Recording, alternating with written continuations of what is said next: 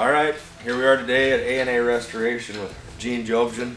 Done a lot of work together in the past and currently, but a lot. I worked for Crossroads, man. I did a lot of cars for Gene, and I know he's got some cool stuff in here, so he's going to show it to us today. My current project, personal current project, nostalgia 34 Roadster flathead powered. The whole gist of the car is to not have anything on it newer than 1953. Gotcha. So I picked up this body 2 years ago from a guy out in Washington. It was in pieces. So it's running pretty much stock suspension, dropped axle. It's got a 35 Ford rear end. It's got an open drive setup on it. 53 8BA flathead. Nice. And then I put a 40 Ford dash in it. I'm going to run it highboy, unfended. Cool. And of course it'll probably be black since I paint everything black, but whatever. Yeah. And then my current ride, just my personal car again, 33 Ford Roadster, and it's all steel just like that one, all Henry Ford cars. But it's got a 401 Buick in it. It's a little more hot rodish, 9-inch Ford. Car rides and drives extremely well. We did a lot of cruising thanks to Sargent Garage putting a little Friday night cruises on. Yeah, we'll have to get those going again soon. It's supposed to be 70 Yeah, tomorrow. yeah. I mean, we had more local cruising time last year than we had in all the years combined before that. But Crossroads did the paint work on it for me way back when he was still around. Of course, Roy that does all my upholstery work at Roy Keith Classics. Oh yeah. But you weren't working for Pat at the time. No, that one doesn't look familiar to me. It doesn't make me want to cry from memories. No. The major difference between a 33 and a 34 is the hood and the grill. I mean, there are other subtle differences, but for the untrained, the 33 grill is very thin and narrow right through here. The hood is actually longer, and the louvers are curved on the hood, and it's got a single hood handle. Whereas if you look at that car, that's a 34. You notice that the grill is wider, the louvers are straight, and the handles, there's two of them instead of one. Gotcha. Yeah, I've never been real good with these older ones. Always been more into muscle car stuff. So I think the 33s look a little more elegant with a curved, thinner grill. Yeah, I think the 34s look a little more bold, a little more nasty, ready to do business. Yeah. So, I mean, that's personal. Yeah. I sort of like these, so I specialize in them. Right. This is a 34 Ford pickup that belongs to Robert Salmon from here in Rapid. And Robert did most of the work on this himself. Chassis, he engineered himself. I helped him on some of the sheet metal. I put door skins on it and got the doors swinging again on it for him. And then this last go around when he brought it in, he wanted us to build some floors and make the box fit. We built some pieces for the box and then wire it. He hates wiring, so we got to wire it and plumb it and make it go boom. Oh yeah. Going to be a painted truck or a wrap? Knowing Robert, probably not. Yeah.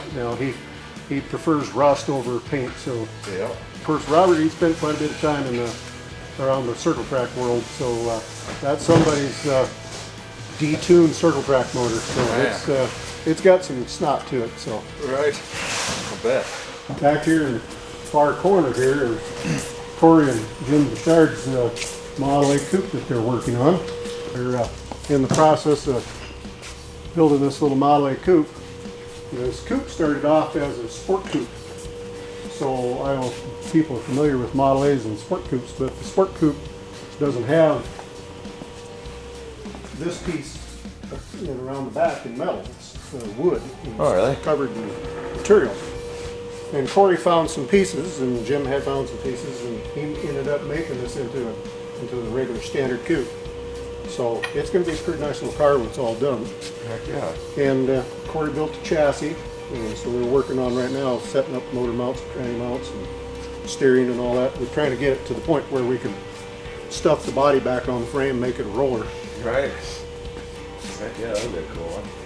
If you'd have seen pictures of it, it was a little on the humble side. Jim found it in a junk pile, didn't you? Yeah, we were out pasture about 5-6 years ago. Yeah.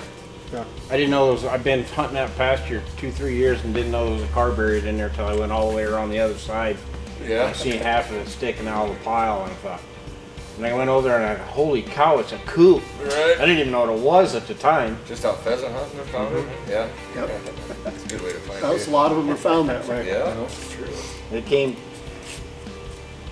up by Oneida, South Dakota. It was 210 miles exactly one way to go get it, so I call it my 420 car. Yeah. Yeah, that makes sense. 420-mile round trip. Yeah, darn right. Now this next one here is a 35 Ford, a guy by the name of Randy Steecher out of Bennett, Colorado. And it started life off as a 5-window coupe. And Randy found some roof parts and some door stuff, and we turned it into, or I can't say we, Corey did 99% of the work on it. Took it and changed it from a 5-window coupe to a 3-window coupe. And then of course we chopped it, and we're doing some customizing and so forth on it. Yeah, I wouldn't mind one of these someday. These are a little bigger, you know, a little more room. You know, I call them the fatter fendered cars, you know, it's a little more boldy on everything. The 35, 36 3-winders are sort of a pain in the butt to chop, because it's like chopping an egg, Right. because they're tapered front to back, side to side. So it takes some doing to get one of those chopped, you know. Yeah, I get what you're saying. Yeah, so there's some slicing and dicing that goes on, and then to make matters worse on this particular one, we didn't have all the parts. Right. I mean, we had part of the back and part of the front, part of the 5-window, part of the 3-window, you know, so it made it a little more difficult, but we managed to survive and make it work. Pretty cool headlight on it. Corey had to make the mount stuff in it. We cut the bottoms of the Ford lights out and welded them into those lights so they fit the stands and stuff correctly. So, Right. Yeah, it looks good. you know, and I'm not real sure why we put this deal in the hood side here. That's actually out of a Pontiac, even though it's a Ford. And I don't really know why he wanted a Pontiac hood side. You know, you can see where we trimmed it out and put it in there. Right, right. But that's what he wanted, so I mean, it's his car, so Yeah, what do they say? Customer's always right, eh? as long as it's writing the check. Exactly. Customer's always right. This next one's they're again another personal car of mine. It's actually a for sale item. A little 29 Roadster pickup, fun little truck. Small block Chev, 5-speed, 9-inch, real traditional, runs up and down the road extremely well. Just a fun grocery getter. Still done a lot of, along the lines of all the stuff that I always do. I like the big Buick brakes, and I like some of that kind of type of stuff. So most of the cars I build for myself and customers have a lot of the same product on them. Right. Sort of like some guy that likes to paint black. Yeah. You know how that works. Yeah. And every now and then, like last year when you had your cruise nights, you know, the wife and I would take one grandkid in that, and my son-in-law and daughter would take the other grandkid in this, and we had a great time cruising up down 8th Street with it. Well, yeah, it's perfect for that. Jeez. Oh yeah, you Open know, air, kids open can air, wave. yeah, kids can wave and all that kind of stuff, and my son-in-law doesn't mind driving it. So, Right. well, this here Tangerine Copper, whatever you want to call it, is a good friend of mine, the guy that does all my upholstery work, Mr. Roy Powell's car. We call this the 40-year virgin.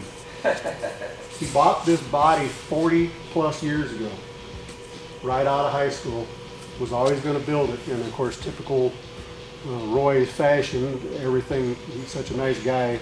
Everybody and everything took precedence over his own car. Right. And he moved back here from Arizona. Must have been what, 3 years ago? I'm not sure. 3 years ago, 4 years ago, somewhere in there. When he moved back and he brought the car back, and I just told him, I said, bring me the car. I said, I'm tired of watching you drag it around. Right. We'd done a bunch of the work on it. It started and stopped, I can't tell you how many times. And finally, I took it away from him, brought it out here, made him paint it. He's a really good paint guy. I mean, Yeah, looks for nice. somebody that does upholstery work for a living, Right. that's a garage job. He painted that in his garage at his house, you know.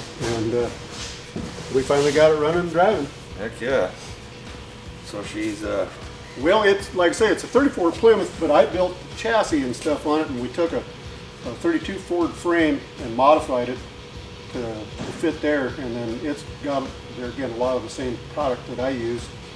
Got the drop axle with the Buick brakes and the split wishbones. It's got a quick change rear end with a buggy spring on it. Like I say, it's got a 413 wedge Chrysler in it, hooked up to a 727 tranny. Awesome. And he found this old set of cross rams or long rams, whatever word you want to call them, factory Chrysler items, and we got them on there. They actually work. I didn't think, you know, I went and got this out of storage yesterday afternoon. Hadn't been started since back in January. Yeah. And I got it to fire up, no chokes. Really? You would think that'd be a cold-blooded SOB. Yeah, you would. You know, but it worked. We See done it a too. ton of metal work on this car. That stuff that we made between the chassis and all the firewall and floorboards, and then like these inner fenders, you know, we hand made all them to make it all line up and make it look right. Right. You know? And then the back of the car is something that people don't understand. It's been highly modified back here. In a standard 33, 34 Plymouth, the deck lid comes all the way down here. Oh yeah. And it's got a little tiny panel about this wide below the deck lid. Gotcha. And I always thought they looked butt heavy. Right. His was beat up and rusted out. So I said, well, let's make it look a little more like Ford. So this panel right here is actually off a 32 Ford. Okay. 32 Ford 3 window. And I shortened everything 4 inches. It's all been moved up 4 inches. Gotcha. So the deck lid got shortened 4 inches, and this panel got put in, and then we made the rest of it. So Yeah, looks awesome. Has Murphy seen this one? I think he's seen it. Yeah. I think he's seen it. Yeah, he's a big fan of these. Well, he should. I mean, this is a good looking car. Yeah, it is. I mean, the work and stuff that we've done on it, it's turned out pretty nice. Yeah, it turned out real nice. And then the next is my poor old 29 Roadster. Yeah, remember I've had this. well.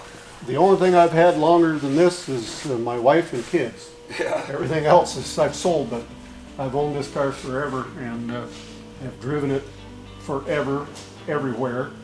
I think when I pulled it off the road, what, 3 or 4 years ago, it had close to 100,000 miles on it. Yeah. And I'd been to Bonneville, that's why it's all rotted out. Didn't get the salt cleaned off of it good enough. Just driven the snot out of it. Been out to LA a couple times in it, been to Bonneville like 15 years in a row on it with it. Fun car. Well, yeah, I remember being in high school and you driving this constantly. You know, Yep. or even younger than that. I Yeah, remember seeing well, it all and the the next one here is a little 34 Ford 500 Coupe that was an old circle track car that I'm resurrecting. I like doing these resurrection jobs. Yeah.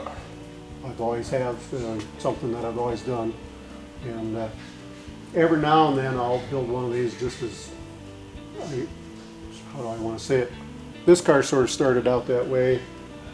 Those two cars started out the same way, and I always had intentions that when I finish them, I'll flip them and make some money on them, but I Right. don't always. Yeah. You know, if I get this one done and I'm not hurting for dollars, it might just stay in the stables too. So, Yeah. you know, since it's the right year, looks right. Could take it back to a race car look. Well, I got a guy right now that wants the body. I ain't even got it done, and a friend of mine found out about it and called me and goes, "When you get that done, I got a buddy here that wants to buy that from you." So, Yeah. you know, same thing happened that last 3 window I did. That's pretty much it. Like I say, I sort of like to specialize in the early stuff. Don't get me wrong, we do muscle cars and all the other stuff, you know, out there. But if Yeah. I had my druthers, I'd work on 28 to 34 Fords predominantly. Yeah.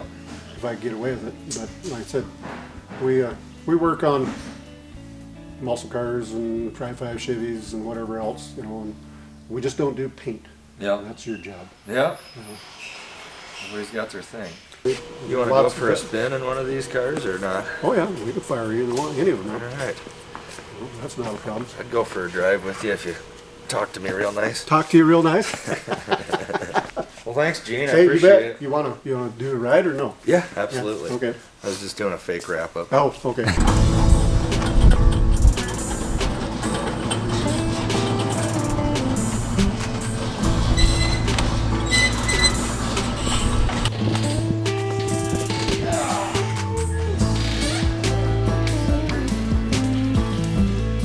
Yep. Okay, now, you see that little lever down there?